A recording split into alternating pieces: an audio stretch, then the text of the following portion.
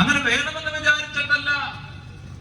സ്നേഹം തന്ന് വാത്സല്യം തന്ന് വളർത്തിയ മാതാപിതാക്കളുടെ ശിക്ഷണത്തില് അവരുടെ സ്വപ്നങ്ങൾ പൂവണിയുവാൻ വേണ്ടിയിട്ട് അവരോടും ജനത്തോടും ദൈവത്തോടുമുള്ള ആരാധനയിലും സ്നേഹത്തിലും പ്രതിബദ്ധതയിലും വളരണമെന്ന് നമ്മൾ വളർത്തിക്കൊണ്ടുവന്ന നമുക്കറിയാവുന്ന നമ്മുടെ സ്വന്തം മക്കൾക്ക് ആഗ്രഹമുണ്ടെങ്കിലും അവർക്കതിന് സാധിക്കാത്ത വിധത്തില് അവർ വഴിതെറ്റി പോകുന്നുണ്ടെങ്കിൽ എത്ര വിധത്തിൽ ഏതെല്ലാം വിധത്തില് മുഴുവൻ സംവിധാനങ്ങളും ഉപയോഗിച്ച് ഒരു ഇടവക വികാരിച്ചയുടെ നേതൃത്വത്തിൽ, മതാധ്യാപകരുടെ നേതൃത്വത്തില്, സന്യസ്തരുടെ നേതൃത്വത്തില്, സ്നേഹസമൂഹം ഭാരവാഹികളുടെ നേതൃത്വത്തില് വിവിധങ്ങളായിട്ടുള്ള വഴികളിൽ പരിശ്രമങ്ങൾ നടത്തിയിട്ടും ഈ തലമുറയെ ദൈവത്തിലേക്ക് അടുപ്പിക്കുവാനായിട്ട് പറ്റാത്ത വിധത്തില് ഒരു സാഹചര്യം, ഒരു സാമൂഹ്യ അന്തരീക്ഷം നമ്മുടെ നാട്ടില് നിലനിൽക്കുന്നുണ്ടെങ്കിൽ, വളർന്നു വരുന്നുണ്ടെങ്കിൽ അതിനെന്താണ് പരിഹാരം എന്നാണ് നമ്മൾ അന്വേഷിക്കേണ്ടത്.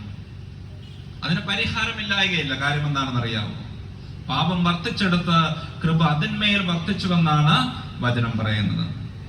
പാപം വർദ്ധിച്ചെടുത്ത് കൃപ അതിന്മേൽ വർദ്ധിച്ചു. ഈശോ വിശുദ്ധ മരിയ പൗലോസിനോട് ഒരിക്കൽ ഇപ്രകാരം പറഞ്ഞു, ഒരാത്മാവിന്റെ ദുരിതാവസ്ഥ എത്ര വലുതാണെങ്കിലും ഞാൻ അതിന്റെ കൂടെ ഉണ്ടായിരിക്കുമെന്നാ പറഞ്ഞത്. എന്റെ കരുണയിൽ ആശ്രയിക്കുന്ന ആത്മാക്കളെ എത്ര വലിയ പാപാവസ്ഥയിൽ നിന്നും ദുരിതക്കയത്തിൽ നിന്നും രക്ഷിക്കുവാനായിട്ട് അവൻ ആവശ്യമായിരിക്കുന്ന കൃപകൾ ഞാൻ അനുവദിക്കുമെന്നാണ് ഈശോ വിശുദ്ധ മരിയ പൗലോസിനെ വഴി വെളിപ്പെടുത്തിയത്.